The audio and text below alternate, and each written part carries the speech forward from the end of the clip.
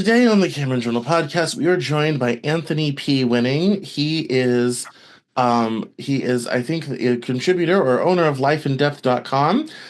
He has this lead originally came to us through something other publishing. As people know, we're connected with them here at the show.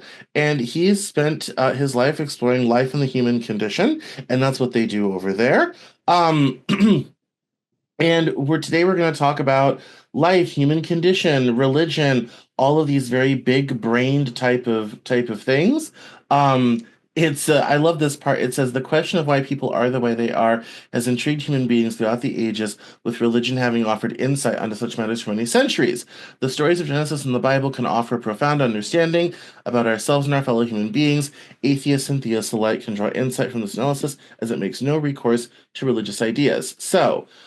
This should be interesting because I grew up evangelical and very religious and left the Mhm. church in 2006 and have never looked back and think Genesis is a load of crap. So, this will make for excellent content and discussion. So, welcome, Anthony, to the Cameron Journal podcast. Thank you very much for having me, and I really appreciate the opportunity to talk with you. So thank you, Cameron. Yes, all the way from Sydney, Australia. We managed to get our cup and string to go that far. Um, it involved a boat and a lot of complications. But um, why don't we start off by you telling us a little bit about yourself and what you do, and we'll Mm. start the chat from there.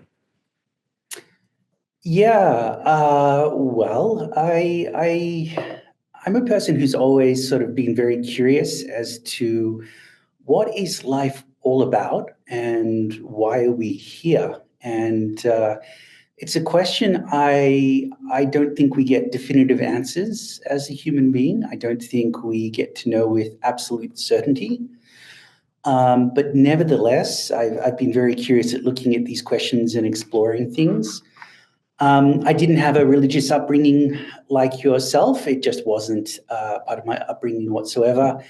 I had very much a sort of pretty typical childhood here in Australia, in Sydney, for the most part. And yeah, when I was in my early 20s, I started looking around, trying to understand what might life be all about. And that led me, when I was in my early 30s, to go and study psychology, because I figured that would be a good way to get some insight into us human beings and maybe what makes us tick. And kind of from there, that sort of led me to look into philosophy and religion because, well, in many ways, they're sort of dealing with the same thing. They're trying to look at what does it mean to be human and how do we deal and navigate with such things. So, yeah, in a very short summary, I guess that's really myself. And I'd probably say I'm just a person who is trying to look into these things like a lot of other people and hopefully trying to share some insights and ask questions and um, maybe look a bit more deeply.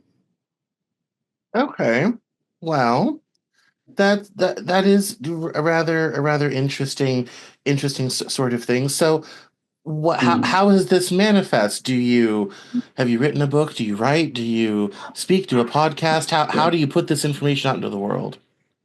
Yeah, well, I was lucky enough. I got to do a PhD, which was quite, I mean, I consider it lucky because you get to go and do whatever interests you for a few years, which to me feels like quite a privilege. So I really started looking into the human condition through religion and psychology and philosophy through that avenue. And once I finished, it was back out into the corporate world in many ways, but I sort of felt that it'd be a bit strange to stop that process there. I mean, I think once you start looking at life and asking questions, it's not something that you ever feel you've sort of closed the door or completed.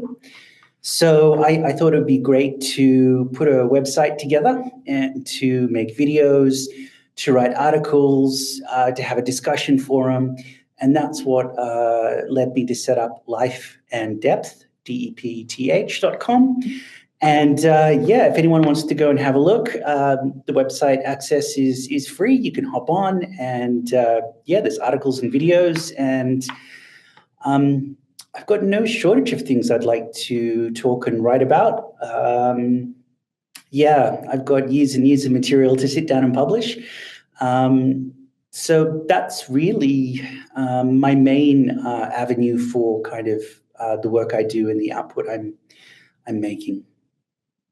Yes, well, in that case then, well, this is an opportunity to get some of that out of you. So, why don't we start from the beginning? Genesis figures quite prominently in your work. So, why do you Mm-hmm. think the in the Christian Bible, the book of Genesis is a good analysis of the human condition?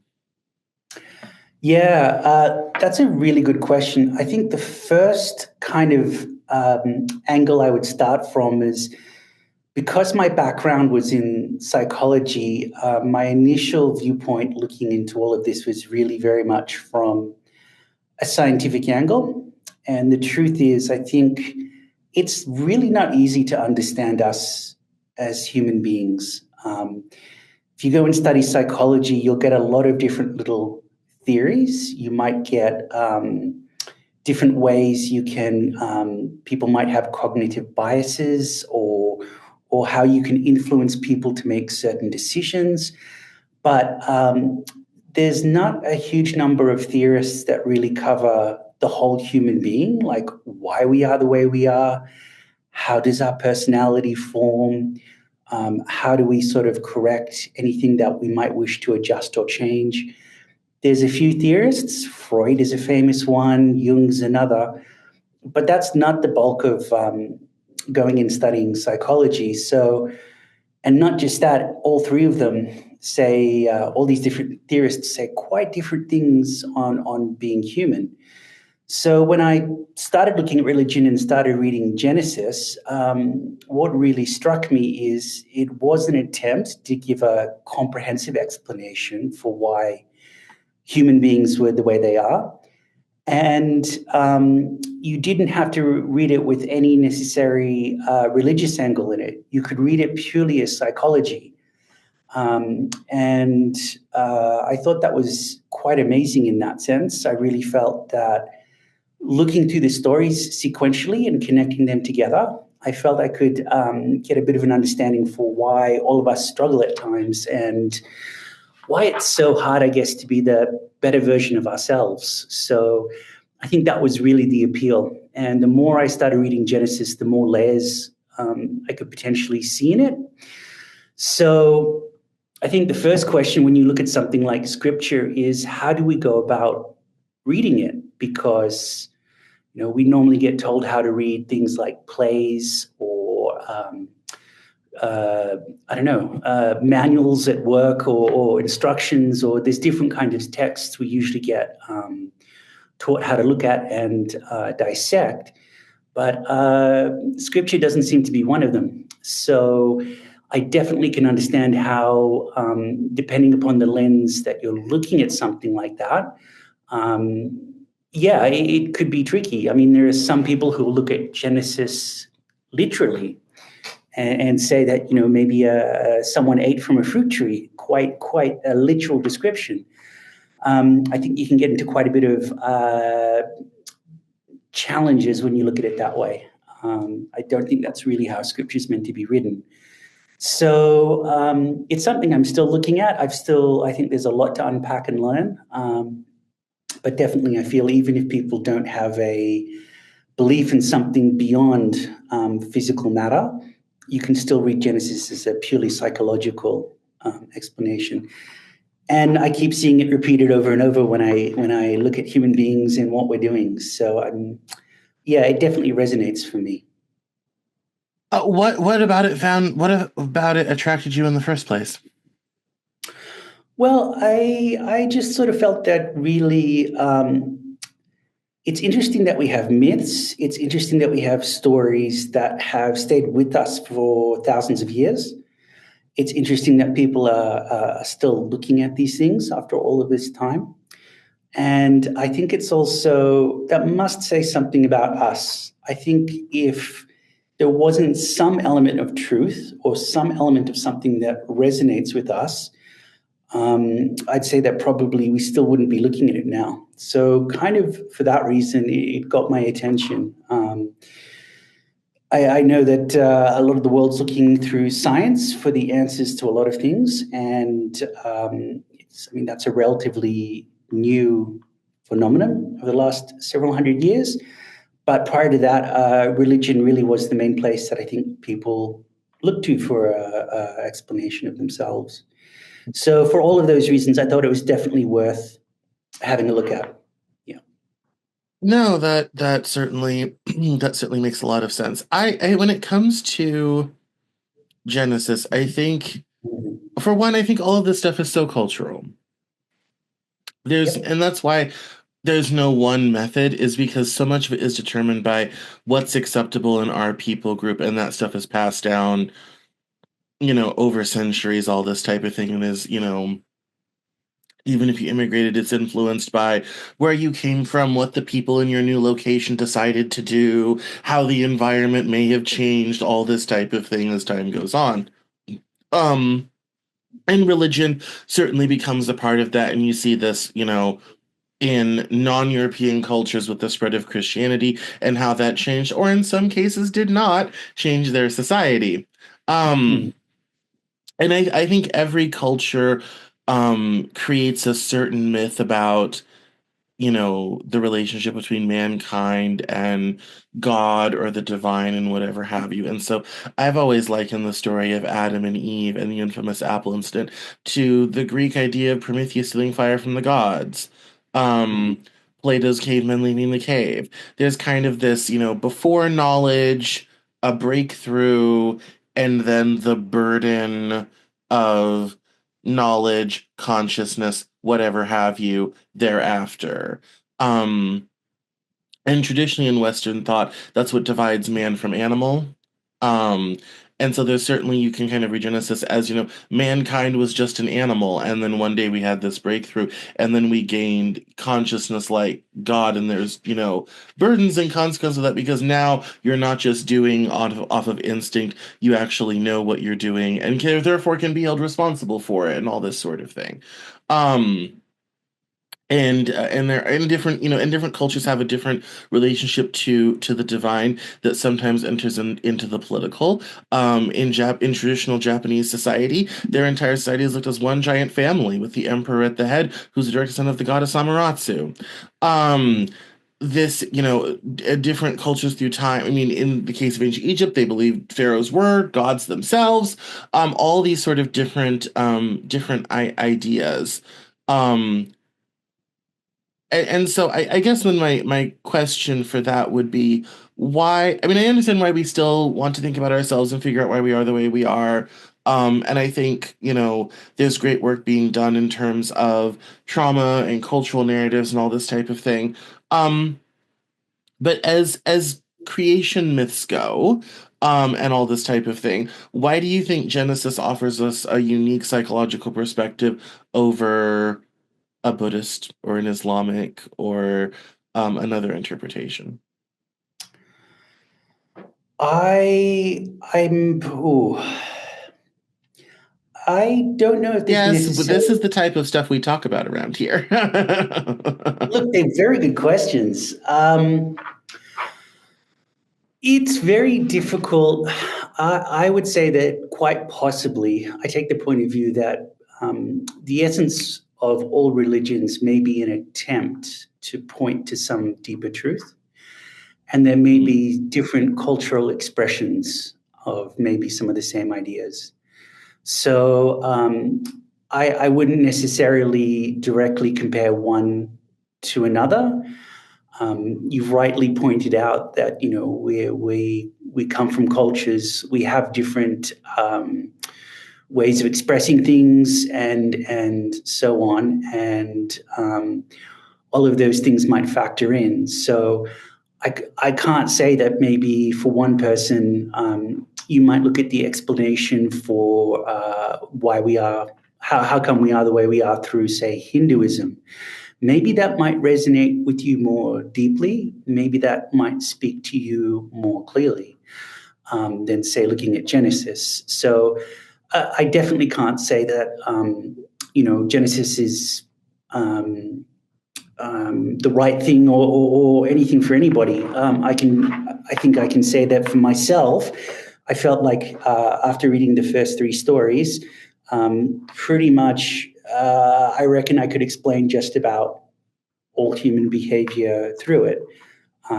So yeah, but I absolutely agree that there's a huge amount of insight in the human condition in something like Buddhism, and if that speaks to someone more, well, I'd have to say that that sounds like a good avenue to pursue. Yeah, I mean, I guess then, I mean, that's a pretty tall order.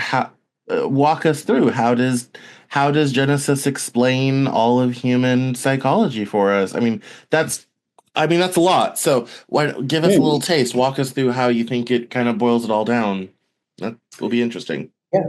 So to do this, so scripture is often written into layers or levels of meaning, and so if we look at the layer that just deals with kind of aspects of being human and what you might call psychology. So we're not going to reach into any metaphysics or anything to do with religion per se. The way I see the story is that I look at it as kind of very much the development of our human psyche, how we develop as people. And the way I look at it is human beings, when we first come to the earth, we're in a relative state of paradise. If you look at the innocence of children, I can see that often at times they can go through the world with much less self consciousness and self awareness in a negative sense than us adults. So in Genesis, you start at the very beginning with humanity living in a relative state of paradise. And then they become, through eating from the tree of knowledge, they become, as you say, self aware. They become conscious. They become shameful of their naked state. So they see a part of themselves as being unacceptable. And that brings conflict and suffering and the inability to return back to that state. In the story of Genesis, they can't return back to the Garden of Eden. And I think that very much for us as adults, it's very difficult for us to reach back into that state of relative innocence and childlike nature. But I really, the more I look at things, the more I very much believe. The story of Genesis is the idea that we very much developed the idea that there's a part of us that's unacceptable. And that was the idea of knowledge, that there's a part of ourselves we don't like. So we have to run from God, run from life, fight ourselves and fight each other. So very much that's my reading of this story, that we come relatively free from conflict psychic in ourselves as a baby. But as we grow to adults, it's very difficult not to judge ourselves. It's very difficult not to believe that love is conditional. I think we're very much, we very much believe we have to perform, we have to be worthy, we have to earn love, that we're going to be rejected if we don't. So that's, to me, something very, very deep in the human psyche. And when I very much see that repeated. I see people struggling at work to justify what they feel as themselves, the work that they're doing, trying to prove that they're a good person, maybe that they're polite. We have a whole list of ideas of things we need to do to feel good about ourselves. And for me, that's a starting point for the difficulty with much of us as human beings. So that's my reading of the first story. Okay. The second story, well, it's very interesting that just after human beings start I developing. have several questions about story number one, but I won't suppose we'll Sure. interrupt you. Yeah. Well, I was going to go off and have a really different direction because I wanted to know a few things about you because Yes. this will be interesting. Um, are you married? Do you have children? No, no, I don't. Unfortunately, I do have a deep love of children. So, but look, who knows? Fingers crossed. You never know, but none at the present time. No.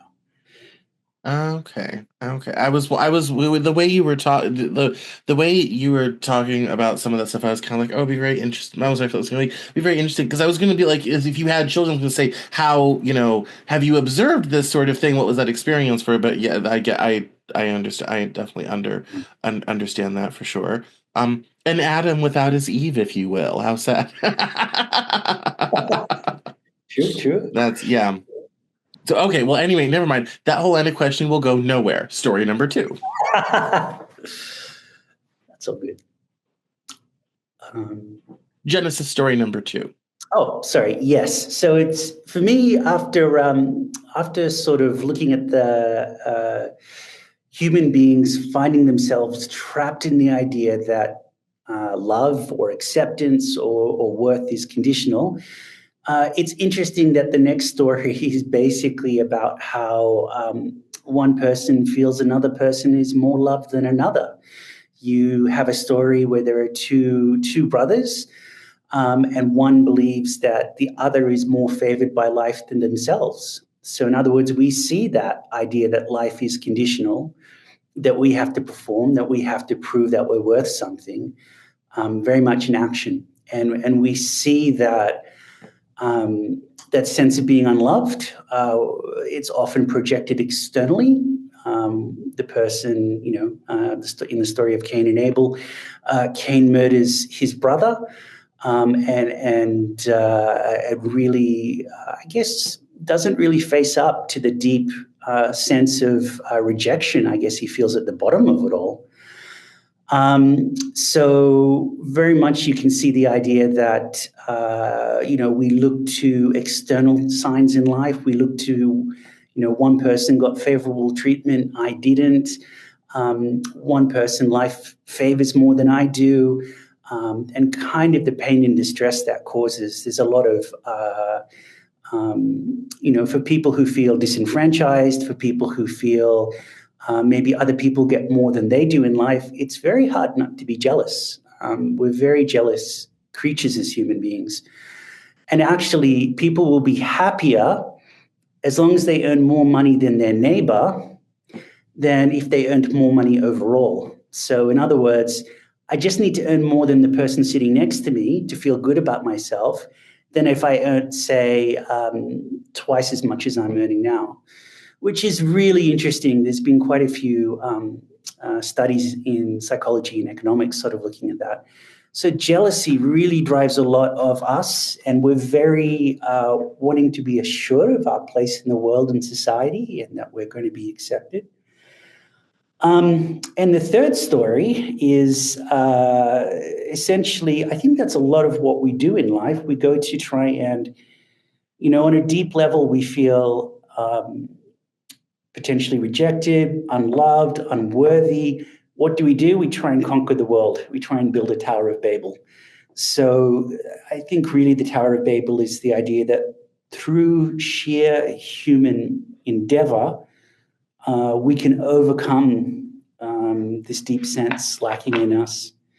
But evidently, it doesn't work. I mean, we distract ourselves with materialism, with winning gold medals or whatever it is to try and compensate for us on a deep level feeling, maybe not good enough about ourselves. But I admit many of these things are very deeply buried in our psyche. They're the first three stories of Genesis, I think, for a good reason, because Hmm. it's very much getting deep within us, in our consciousness. I don't think we as human beings have a lot of awareness about this, and I have no doubt someone like Freud would very much agree. Hmm. But really, that's how I see it. Human beings believe love is conditional. We are constantly struggling to try and find our status and place in the world and assure ourselves that we're wanted and loved. And we distract ourselves by trying to conquer the world when really it's just something deep inside of us that we feel is missing. So for me, that's the reading of the first three stories. And, But I when think it I, is easier. I mean, I think it's easier to find a place in society when that is well defined. And I think anybody I mean, when it's well defined, it's kind of you're either you're in or you're out sort of thing. And I mean, in Mhm. that system, it really sucks to be out, but you're in or you're out sort of thing. I think one of the problems in modern Western society is where you fit, where you can find your place, all this type of thing is very amorphous. It's not as clearly defined as it once was. Um, and I think that is also I think that's also why we are having problems in the dating market and all this type of thing. All the rules and standards have changed. No one knows what to do. Um, but I, I mean, it's so amorphous. I think a lot of the insecurity comes from we don't really know what to do. There's not a checklist to follow, sort of thing. Um, and I think that is part of the reason why that's a difficult thing. But then again, the Oracle at Delphi told us to, know ourselves. And the whole concept of self-mastery is throughout so many traditions and all this sort of thing. But I don't know. I mean, I mean, I'm a triple minority. In American society, I'm on like parking level 3. So, in terms of hierarchy, I am at the bottom in the parking garage, in long-term parking where the cars are covered in dust. So I've never been in like that. I've never had, any sort of place or status in society or anything like that. So I guess in my imagining, it seems like it'd be a really cool thing to have and to do. So it'd be really cool to fit in. And I've never fit in from the word go. Um, Mm. so I think for those of us who have always been on the outside, it seems like it'd be really cool to be an insider. Um, but then everyone's kind of like, no, no, you're unique and such people are looking for that. And I'm kind of like, not really. Like they want you to be unique and different, but in a way they can understand. So how unique and different are you? Sort of thing, and Mhm. you still have to, package it the right way and sell it the right way and present it the right way and all this type of thing. And if you can't sort of perform the simulacra of those things, it doesn't work. Um, Mm. and there's not a lot of accommodation or help if you're too unique and different and all this type of thing. So I say all this to say, um, is it really something we're lacking within ourselves, or is it that human society picks its winners and losers, and not everyone's a winner? I think there's, I think it's very, very difficult to sort of find a clear answer because us as human beings, I think it's really a struggle. I mean, how can I put it this way? I believe there are times in my life I can see that I have been less concerned with ideas like what do people think about me. I maybe have woken up and just decided I'm going to do something because I really want to do it. And I don't really care if it's going to be popular or not, what other people are going to think about it. So I kind of get the feeling we all have an opportunity to act or make decisions that might be less coming from a place of I need to be accepted and get approval from others. Having said that, I mean, it's easy to hear something like that and go, I'm just not going to care what anybody thinks. I'm not going to care what society thinks. The reality is that for us as human beings, we do need approval from other people. I need approval from other people. If everyone woke up every day and told me I was a terrible person, yeah, it would hurt. I can't just say I'm indifferent to what people think about me. I think it's all a question of degrees. And I think when I hear something like Genesis or the idea of enlightenment in Buddhism, it's not necessarily something I'm going to be able to experience as a pure reality as a human being, but definitely maybe to degrees. So, I think there are times we can act more upon not taking into so much consideration about how are other people going to think about this? And just acting more from what we truly want. I think you can see children sometimes, then they might sing a song as an idea, And they're not sitting there thinking, oh my goodness, what happens if I get the words wrong? Or what are the rest of the adults thinking?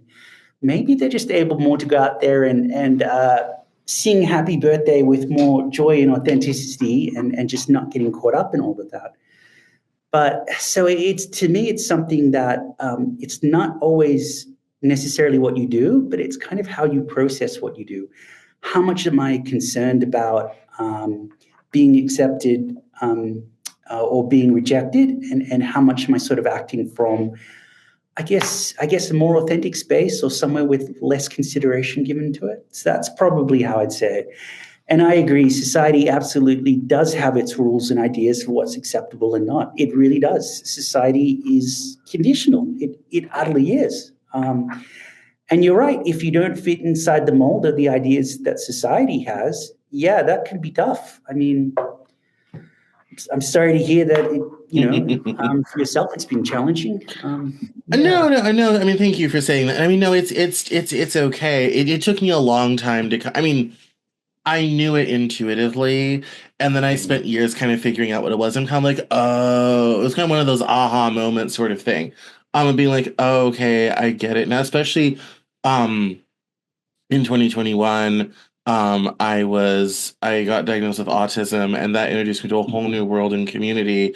Um, Ironically, I discovered that that was a possibility at about 2 o'clock in the morning on a YouTube channel from a guy in Australia named Paul Metcalf, who does a channel called mhm, Autism on the Inside. mhm, mhm, And that was, a very bit of a frightening moment because I'm kind of like, oh wow, I've never heard anyone talk like this, and I've been having these thoughts for years. I've been thinking this way for years, all this type of thing, and then through all of that, I've kind of really learned about all of this stuff and about status games and all this type of thing, and like yeah, mhm, and there's like we're cast out, and in this country, I'm a racial minority as well.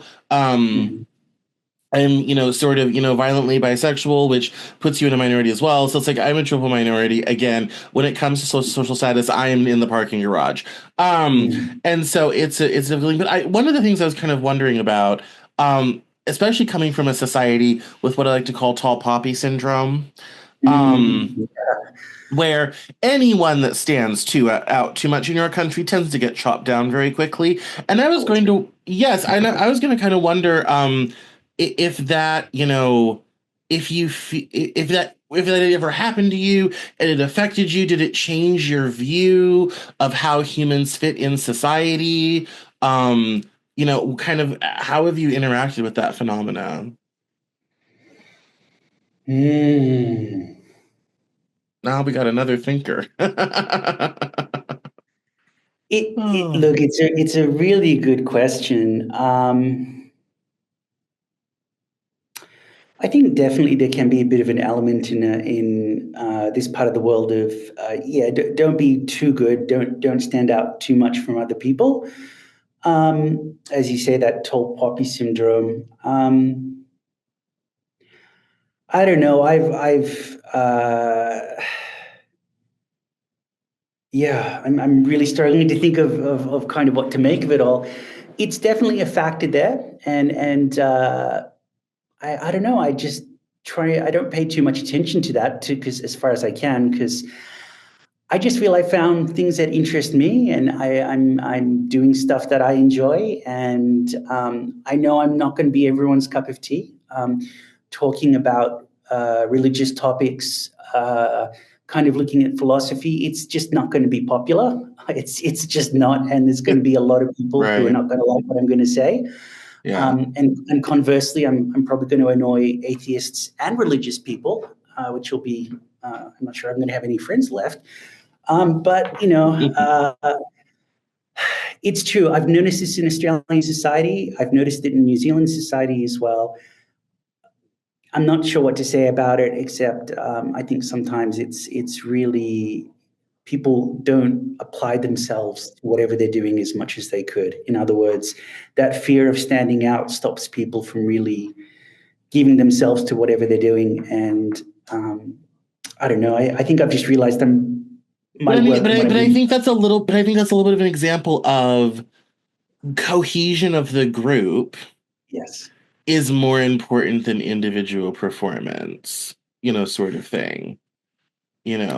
which I think I just think that's kind of an interesting, it's kind of local to you, N1 sort of thing, sort of kind of this idea of like, this kind of that idea, and I think also, it being so conditional, there's kind of this kind of like, okay, we'll let you sit with us, but you can't stand out too much, you can't do too much, all this sort of thing, you kind of have to go along with the flow and not work too hard or do too much or show anybody up or all this type of thing. And so in that way, the moment you kind of violate the rules, out you go sort of thing, which I mean, that's a very tough system, I would think. I think it's true. I think, though, in other cultures, like if we went to China or so on, I think it'd be what you're talking about to a very high degree. But Yes, absolutely. yes, yes, Yes. yes. Yeah, I don't know. I've always just realized I'm going to be a bit odd, unusual in the sense of what interests me and what gets my attention. But you're right. You don't want to rock the boat too much or stand out too much. So maybe that kind of suits my personality. I tend to be a bit more. If there's a group of people, I'm more on the quiet side usually. So yeah, I look, mean, it's an interesting I think that's a phenomenon. good way to adapt to it, all things considered. Yeah, and really, the way I kind of see it is. Um, It's a bit sad that people don't go and pursue with more passion and enthusiasm what they might enjoy, if because they, as you say, they might be scared of standing out. If there's something that you love or you really want to excel at, I don't see anything wrong with that. No, I want to shift the discussion now because I feel like we've mined that mine as well as long as it can go. Hmm. Hmm. So obviously, you probably didn't really look at my show very much, but we interview a lot of authors here, and we do a lot about books. So I found this Yes, post to do with Dostoevsky about morality, yes, self-interest, and the limits of reason. yes. Yes, let's talk about Crime and Punishment. Walk us through this here. Well, my observation is there's a few things. There's a few things I've noticed. Like I very much believe if you ask someone why did they do something or why did they act a certain way, or for them to explain their reasoning, I'm not sure we can believe what people say, and that absolutely includes myself. And the reason why I say that is I think quite often on a deep level, we make a decision about something and then we try and find reasons to justify it. So in the story of Crime and Punishment, the main character um, encounters a lady who basically exploits a lot of the people around her. I believe she's a moneylender and the landlord for the main character. And kind of in a way, he reasoned that if this person's killed, if he kills this person, his life will get better. He will be able to go on and do great things for humanity. And all the other people that are being exploited by this lady, they'll also be free. So, in other words, the world will be a better place by killing her.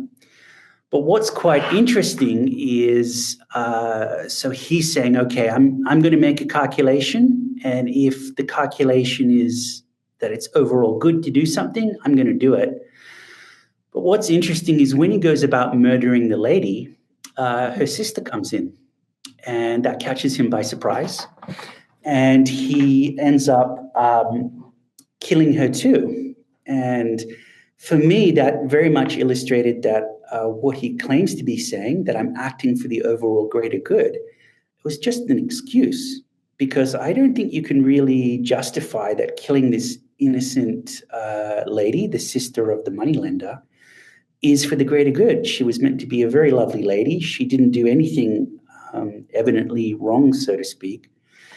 So the first thing I take away from that is that I'm very, very suspicious when either myself or other people say, give an explanation for why they did something. I don't think we realize why we do something.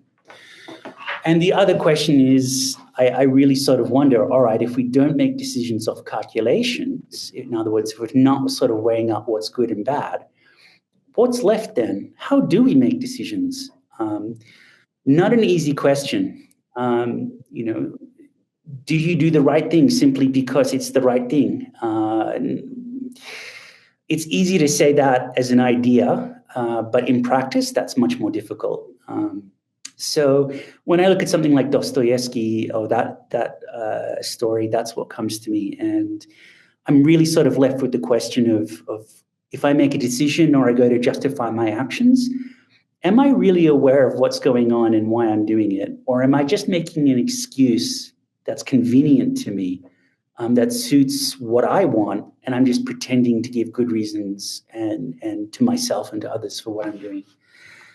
I really genuinely think it's a big question. You know, there are some people I know very well, and I occasionally ask them, "Why do you do something?" And I don't believe the answer they give me because I think I know them pretty well, and I think I can see more easily than they can what's going on. It's very difficult for us to see for ourselves. We're too caught up in things to see ourselves clearly. Well, yeah, I mean that's that first year philosophy student exercise. Go outside and start asking students what are they doing, collect the answers and come back. Sort of thing. No, I mean I think most people are making decisions and whatnot from a great deal of self-interest. People are Mm. not one to self-sacrifice if they can help it. Um, I do find it interesting, people that do choose to do that for their own sense of morality and doing good in the world and all this type of thing. That's what I've always found, as kind of crazy as it sounds, I think astrology gives us a bit of an insight into different personality types and different motivations, all this type of thing. I've always enjoyed the Enneagram for the same reason. Mhm. Um, I use that in in writing fiction. I assign Enneagram numbers to different characters, so it gives me an idea of why would they Yeah. do what they do, sort of thing. But I think ultimately people have needs. They're trying to get their needs met by hook or by crook, and they will, some people will or will not run over others in order to get those needs met. Some people, it hurts them too much to do it because of a personal connection or family or whatever have you or whatever they've been taught, and so they want other people really, and we those people we call sociopaths. And I think one of the terrible problems in modern society, speaking of, and those kind of gets into this sort of thing, um our society rewards sociopathy way too much. Very Um, true. Sociopaths are overrepresented in the leaders of Fortune 500 companies. In the population, it's under 10%. In Fortune 500 companies, it's about 10 to 15%, thereabouts. Mm. We really reward sociopathic behavior. If you want to get women, if you want to get paid, if you want to be rich, if all that sort of thing, be a fucking sociopath. Our society will lay out the red carpet for you. Um, I honestly think that's kind of one of the problems with autistic people is we lack a certain amount of self-interest, which is kind of funny because people think we're very selfish all about ourselves. We lack a certain amount of self-interest, and egotism that is really required to survive in a society like ours, which is why we don't. And our average lifespan is only 54. Our unemployment rate's 88%, sort of thing. We don't really survive in this because we don't have that egotistical, I'm gonna talk shit about that person or denigrate that person or block them from getting that promotion at work so I can, enrich myself. And that's the behavior that society rewards over and over and over again. Um, Yes. and I think some people do it and they accept that's the way the world works and they go for it. And from near as I can tell, it works out for them, sort of thing. There are some people that get a taste of it. There are some people that never want to do it. There are some people that get a taste of it and decide they don't want it. There's a great scene at the end of A Devil Wears Prada where Miranda and Andy are in the back of a car at Paris Fashion Week, and and Miranda's telling her everyone wants to be us, and everyone, you have to be willing to do whatever it takes to do this and be in this world. And she said, oh, I couldn't screw someone else over. I couldn't do what you did to Nigel. And she's like, well, you already did. You already stepped on someone to get here. Are you willing to step on more people to get to where you want to be? And Andy ultimately decides no, she doesn't, and leaves Runway, sort of thing. And I think that's I think the thing people struggle with a lot is if you want to get ahead in a sick society, you can't be well. And I think that to me that's one of the lessons of Crime and Punishment is that you can't be a healthy person and get ahead in a sick society. Not going to happen. You have to be as sick as everyone else and hope that you can outrun them. I definitely hear what you're saying. I think, if you want to climb very high in probably politics or, as you say, parts of the corporate world, you probably are going to have to step on some toes along the way.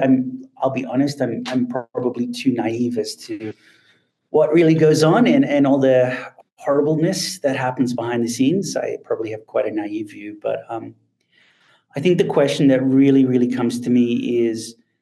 Um, I'd be very curious to find out the reasons for people who are willing to kind of burn down the world and step on others to get what they want. Um, what Well, reasons let's just someone ring would up say Donald that's Trump and wrong? find out, why don't we? Exactly. Like, Exactly. hello, is this That's the White House? I'm doing a podcast, Patch and the President. And we'll just yes. find out exactly what the hell's going. I mean, but I think part of it isn't it the benefits, you know. I mean, even not even talking about. Let's talk about Elon Musk. You invent nothing, okay? You buy everything. You take stuff from people and then sell crap to people to that they feel good about but doesn't actually work sort of thing. You make a boatload of cash and then you buy the world's wealthiest, most powerful country for $275 million. I mean, if you told the average Joe on the street, listen, do nothing, buy some crap, sell some crap to people that makes them feel good, make $450 billion, you can buy the world's most powerful country for 275 million. I mean, the Egyptian pharaohs don't have that, never had that kind of power. The emperors of Rome never had that kind of power, sort of thing. I mean, let's face it, the benefits are great. You want to move up at work, you want to get into the C-suite, all this type of thing. You want to buy America for $275 million, sort of thing. There's just so many benefits. I think to the right person with the right personality who can go to sleep at night having done that, God, it's beguiling. And that I I've always felt like the whole kind of lesson of Dostoevsky was that sort of human darkness of, even at a smaller level, it's rats in a bucket, crabs in a bucket. mm, The crab that will survive is the one willing to step on 10 other crabs to get out of the bucket, you know. At what point does this become a survival game? yeah, I mean, essentially, I don't feel I've got enough familiarity with some of these public figures in society generally to comment, but you're right in the sense that,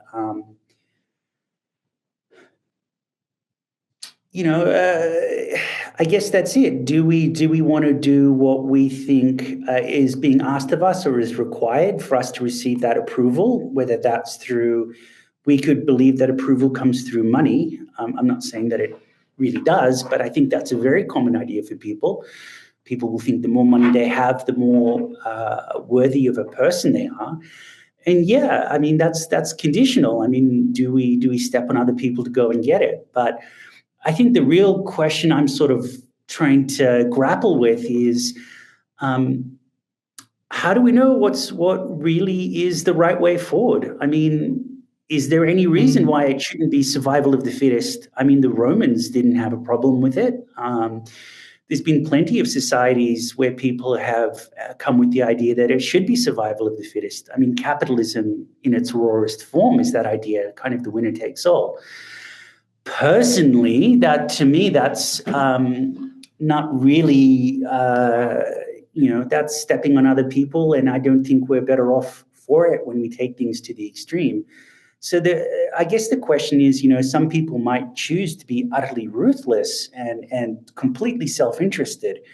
Well, I'm not sure there's a good. It's very difficult to find a reason why they shouldn't.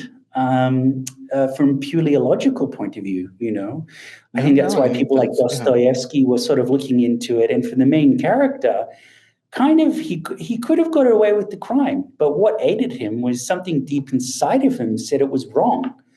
And as you rightly point out, that's not the case for everybody. There are some people who absolutely believe take all you can, get as much as you can, step on people if you have to, do whatever's needed, just take everything you want.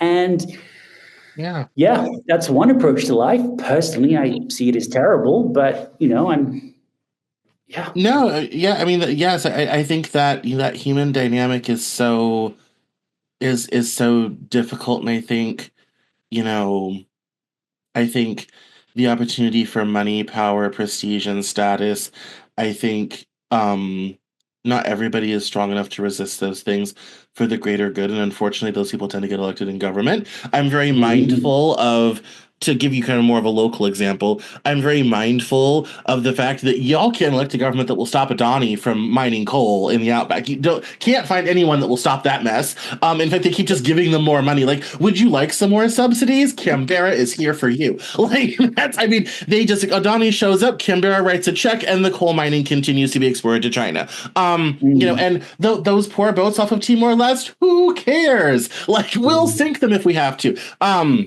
So I watch a lot of Juice News Media. I pay attention to Australian politics. Mm. And so I mean it's and this, but I think the problem is, and we saw this like with your last election, people on the campaign trail make a lot of big promises, Mm. and then the Yes. checks start rolling in.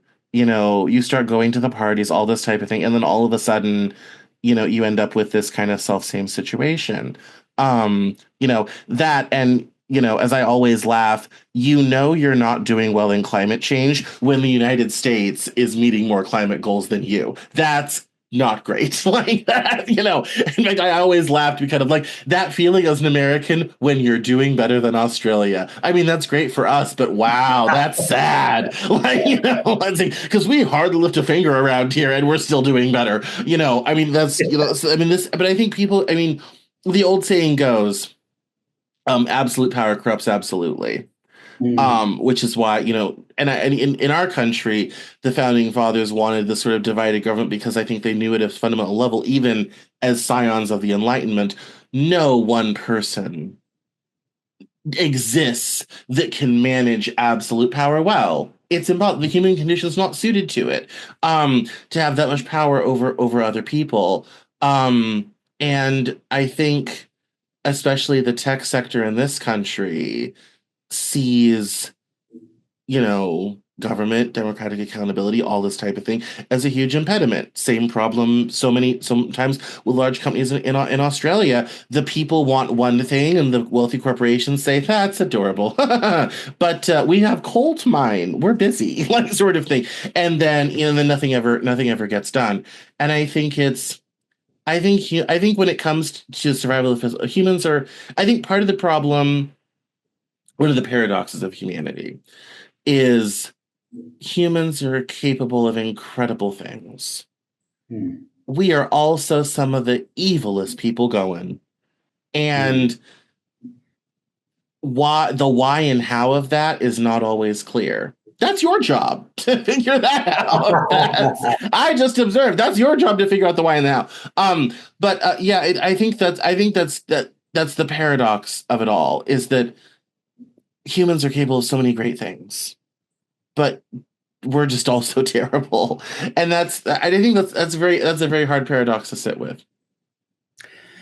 Yes, and I think you make a really good point. It is very difficult to be our better selves, for want of a better phrase.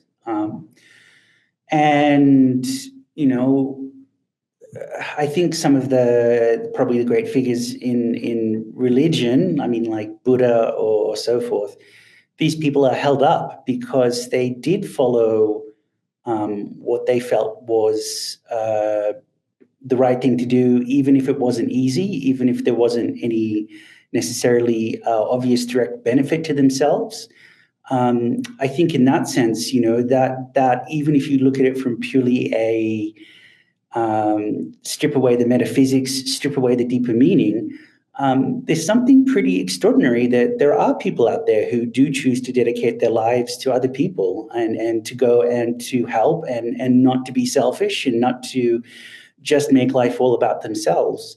And the question I really ask is why. And my feeling is, if we had some of these big religious figures who talked and said one thing and then did a completely different thing, they wouldn't really be still great figures in religion. So I think there's something there within those religious people who are able to follow that conviction with a lot of depth, that I find really interesting, because what you say is true. It's very natural to either be greedy, to be lazy, to be jealous, to be upset, to get angry.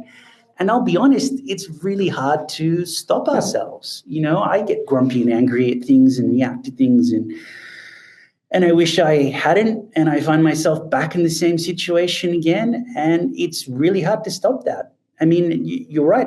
When I look at society, and why not climb the corporate ladder? Why not have three swimming pools and two houses? And well, you probably would have three houses and two swimming pools, but you get the point. Why not? Or why not yell at everyone because you find them annoying? In fact, yeah, why not? Why not just be a complete jerk? You'll probably get more of what you want. So, how to actually be the best version of ourselves?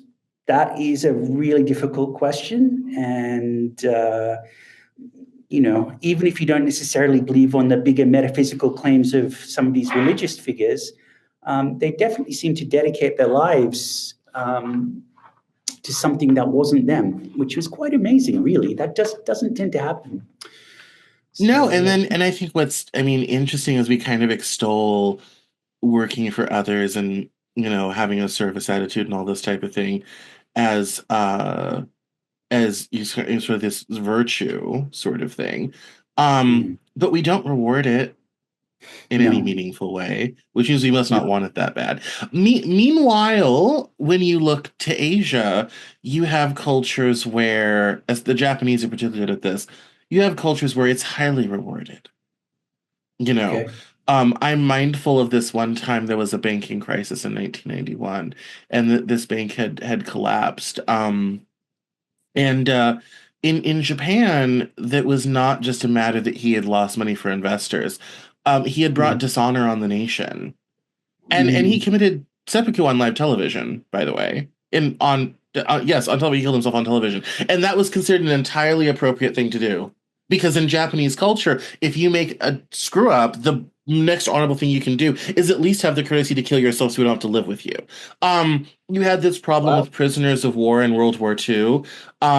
If you're a captured Mm. prisoner of war, you had dishonored your family, your clan, your town, your prefecture, and the nation. You couldn't go home. No, you would never Mm. have any place in Japanese society ever again. So they've kind of taken it to the other extreme where you have the situation where you have to completely subliminate yourself to the needs of the group. And this starts in school. The bullying in Japanese schools is intense because it's all about group conformity and and being beneficial to everyone. It's a much more communal society. China turns it down a couple degrees. Mhm. Very similar, but not quite as intense as the Japanese. But I mean, it is very much, it is about the group, the clan, the family, the greater society. The individual is not prioritized in the way Mhm. that we do in the West. And that is one of the great divides between East and West is and this comes from the Greeks, we decided to prioritize the individual and they did not. They prioritized the group, the society, all this type of thing. And if a few million have to be killed for the greater good, who cares? Sort of thing. It's a small price to pay because everyone else will survive. Mhm. Um, and I think a lot of those are influenced by climate and Mhm. local culture and all this sort of thing. You even kind of see this with the attitudes of cultures in warm societies where food is always available versus cold countries where it's not available, sort of thing. Um, and how, they act around, saving, investing, working for the future, planning for the future. Well, if you grew Mhm. up in a biome where you never had to do that because food's always available, you have a different cultural attitude towards that as compared to someone in a colder climate who has to think about what do we do when nothing grows for 4 months, 6 months, sort of thing. Mhm. Um, the dynamics are very similar, and so there's just all of this stuff that I think goes into figuring all of this stuff out. But God bless you for trying to figure it out.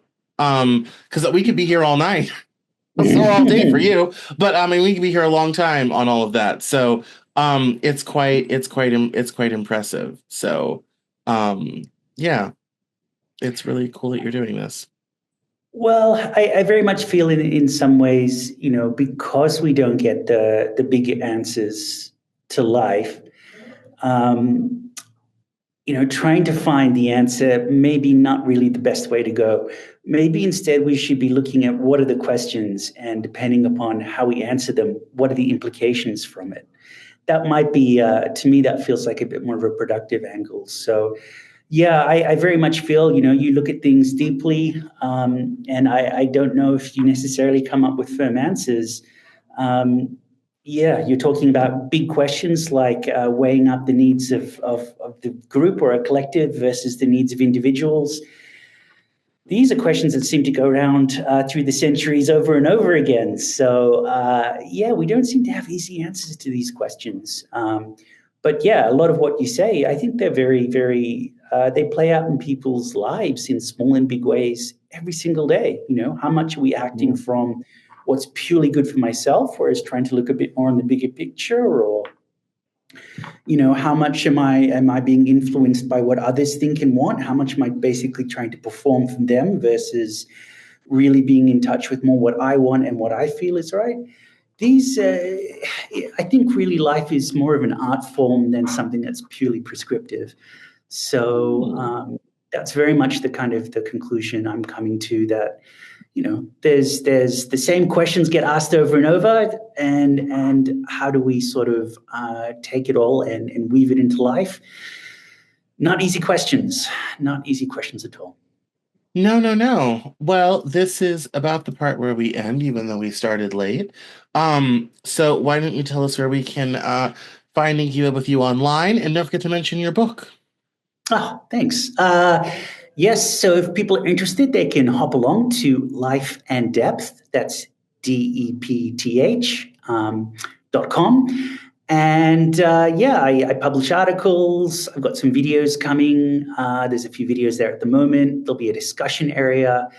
I turned my master's thesis into a little book looking at the parallels between how Adam and Eve, the story of that unfolding, and what Freud thought how the human mind developed. And probably worth pointing out that Freud was an avowed atheist. He was absolutely convinced that religion was a pile of nonsense.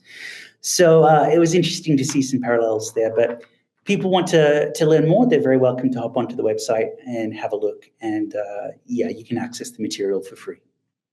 Excellent. All right. Well, thank you so much for coming on the Cameron Journal podcast. Thank you very much for having me, Cameron. Very nice to talk to you. And I really appreciate you taking the time to speak to me today.